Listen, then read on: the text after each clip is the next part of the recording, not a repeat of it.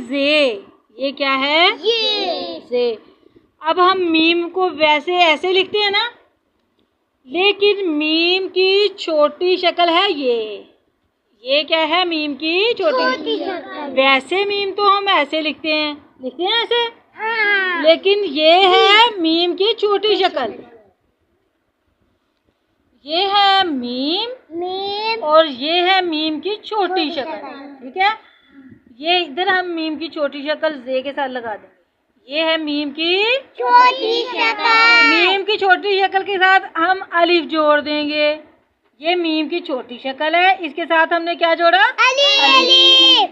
जे meme अलिफ माँ जमा। अब देखो, अब बच्चों नून ऐसे है, ये नून ऐसे होता है और ये है नून की आधी शक्ल। ये है नून की आधी शक्ल। हाँ, अब इधर हम नून की आधी शक्ल लिखेंगे। ठीक है, लिखा। नून की आधी शक्ल के साथ हमने बड़ी ये जोड़ देना है। नून बन जाना है नून बड़िए ने।